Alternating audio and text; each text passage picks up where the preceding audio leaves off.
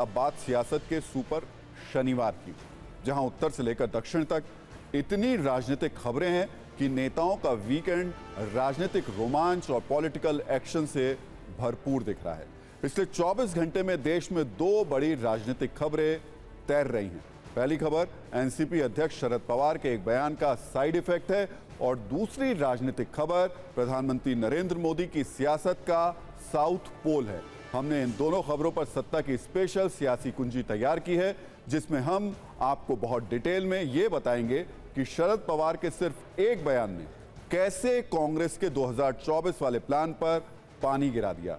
इसके बाद बताएंगे कि कैसे नरेंद्र मोदी के लिए 2024 के चुनाव में उत्तर से ज्यादा देश के दक्षिण किले का महत्व बढ़ गया है और क्यों बढ़ गया है। शुरुआत करते हैं शरद पवार से, जो वैसे तो विपक्ष में हैं, विपक्ष की रणनीति बनाने में अहम भूमिका निभाते हैं, लेकिन कई बार उनकी बातें विपक्ष पर ही भारी पड़ जाती हैं और वो सरकार के संकट मोचक दिखाई देते हैं। इस बार भी शरद पवार ने कुछ ऐसा ही किया है। पूरे बजट सत्र में जिस अडानी ग्रुप के खिलाफ जेपीसी जांच की मांग होती रही, विपक्ष सदन से सड़क तक हंगामा करता रहा, उस पर शरद पवार ने विपक्षी दलों से एकदम अलग लाइन ले ली है। शरद पवार ने मीडिया से बात करते हुए बहुत ही क्लियर कट कह दिया कि अडानी के मुद्दे पर जेपीसी की मांग सही नहीं है। किसी विदेशी संस्था की रिपोर्ट पर बिजनेस हाउस को टारगेट नहीं करना चाहिए। शरद पवार ने अपने एक बयान से विपक्ष के एजेंडे को कैसे डिरेल कर दिया, वो हम आपको दिखाएं। उससे पहले उन्होंने क्या क्या कहा वो सुन लेते हैं। काही जेपीसी सरसकट विरोध करत नाही, यापूर्वी जेपीसी होती, काही जेपीसीचा मी स्वतः चेअरमन होतो, पण जेपीसी बहुमताच्या संख्येवर त्या ठिकाणी तिचं फॉर्मेशन होणार असल्यानं जेपीसीपेक्षा सुप्रीम कोर्टाची कमिटी अधिक उपयुक्त आणि प्रभावित आहे असं माझं मत आहे। कि उस जमाने में हम हमेशा रूलिंग पार्टी पर क्रिटिसिज्म करना हो तो टाटा बिरला पर हम क्रिटिसिज्म करते थे। आजकल टाटा बिरला का नाम लेते नहीं और दूसरा देशवासियों को ये पता लगा है, अंदाज़ा है कि टाटा का भी देश में कॉन्ट्रीब्यूशन है, इसलिए आजकल अडानी अंबानी नाम लेते हैं। तो उनका कॉन्ट्रीब्यूशन क्या है कि इसमें इस बारे में सोचने की आवश्यकता है। तो शरद पवार के बारे में कहा जाता है कि राजनीति में उनकी टाइमिंग सटीक होती है, कब क्या और किसकी तरफ से बोलना है इसके वो माहिर खिलाड़ी हैं। शरद पवार ने कल के बयान के लिए भी बहुत ही सटीक टाइम चुना। पहले पूरा संसद सत्र खत्म होने दिया, जिससे उन पर यह आरोप ना लगे कि सत्र के बीच में उन्होंने विपक्ष की जो एकता है उसको तोड़ दिया। उसके बाद उन्होंने बात भी कह दी, वो भी उस समय कही जब कांग्रेस अडानी पर अपने अगले एक्शन प्लान की फाइनल रूपरेखा तैयार कर रही है। ऐसे में शरद पवार के बयान से कुछ जरूरी राजनीतिक सवाल उठ रहे हैं। शरद पवार ने कहा कि विदेशी फर्म की रिपोर्ट पर अडानी को घेरना गलत है। क्या इसका मतलब ये कि विपक्ष में अडानी के मुद्दे पर एकता नहीं है? शरद पवार ने कहा कि अडानी पर जेपीसी जांच नहीं, सुप्रीम कोर्ट की जांच सही है। तो सवाल ये कि क्या इस मुद्दे पर संसद ठप करना गलत था? शरद पवार ने कहा कि पहले की सरकारों में टाटा बिरला का नाम लिया जाता था, अब अडानी अंबानी का नाम लिया जा रहा है। क्या इसका मतलब ये कि सरकारों को बदनाम करने के लिए विपक्ष उद्योगपतियों का नाम लेता है? ये तीनों सवाल राहुल गांधी के 2024 वाले एजेंडा को करंट की तरह लग सकता है और इससे उनके 2024 के राजनीतिक सपनों के झुलसने की आशंका बहुत ज्यादा है। राहुल गांधी 2024 में अडानी के मुद्दे को सबसे आगे करके सरकार को घेर रहे थे, लेकिन अब जब विपक्ष के बड़े नेता शरद पवार ही अडानी के मुद्दे को सही नहीं मान रहे, तो क्या 2024 के पहले विपक्ष डिरेल नहीं हो रहा है?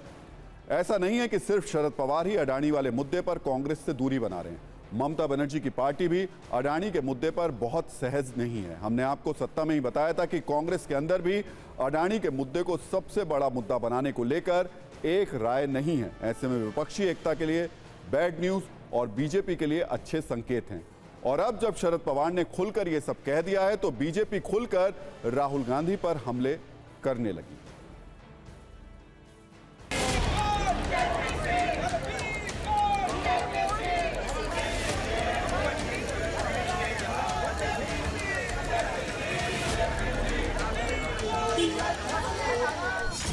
ये तो शुरू से सब लोग कह रहे हैं।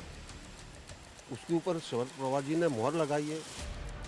बहुत वरिष्ठ और अनुभवी नेता हैं, उनको पता है कि फालतू की डिमांड जो है सिर्फ पार्लियामेंट को बाधित करने के लिए उठाई गई है।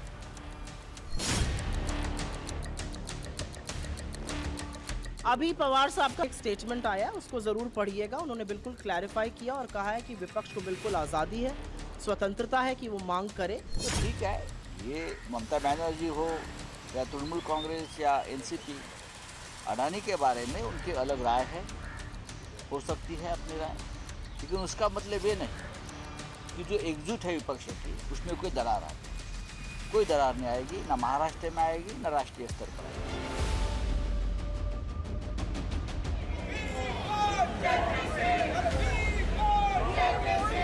वो स्कैम हुआ था, ऐसा जब आरोप हुआ था तब भी कोर्ट की कमेटी बिठाई गई थी। तब भी अपोजिशन के कहने के आधार पर उस समय भी जेपीसी की गई थी। तो पवार साहब का व्यक्तिगत वो मत हो सकता है, लेकिन मोदी जी अदानी के मैटर में क्यों डर रहे हैं, ये सवाल अब देश की जनता पूछ रही है।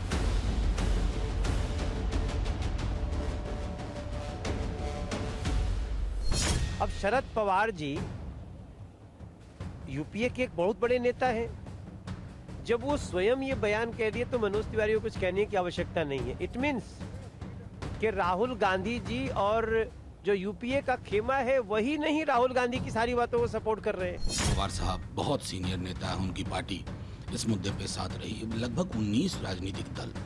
देखिए, लोकतंत्र में चाहे सत्ता पक्ष हो या विपक्ष हो, उसमें बेहद आवश्यक है कि सामूहिकता किधर है। सामूहिकता जेपीसी को लेकर के।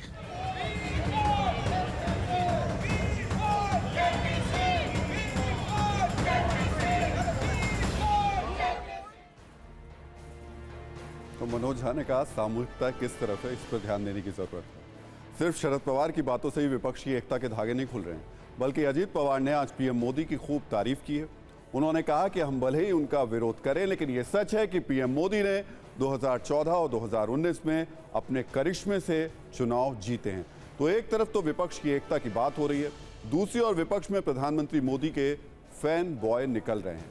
बीजेपी भले ही हमला करे, शरद पवार भले ही दूरी बना लें, लेकिन राहुल गांधी के अडानी वाले कमिटमेंट में कोई कमी नहीं है। आज तो उन्होंने अडानी पर हमले के लिए एक क्रिएटिव पोस्टर चुना। इसमें उन्होंने अडानी नाम वाले लेटर्स को बीजेपी में शामिल हुए कांग्रेस के पुराने नेताओं के नाम से जोड़ा है। पहले उन्होंने लिखा, सच्चाई छुपाते हैं इसलिए रोज भटकाते हैं। सवाल वही है, अडानी की कंपनियों में 20,000 करोड़ बेनामी पैसे किसके हैं? इन हमलावर शब्दों के बाद उन्होंने गुलाम नबी आजाद, ज्योतिरादित्य सिंधिया, कल ही बीजेपी में शामिल हुए किरण रेड्डी, हिमंता बिस्वा शर्मा और अनिल एंटनी के नाम को अडानी से जोड़ दिया, जो देखने में तो काफी क्रिएटिव है, लेकिन इससे राजनीतिक संदेश कितना साफ होगा, इसके नतीजे आने में अभी समय लगेगा।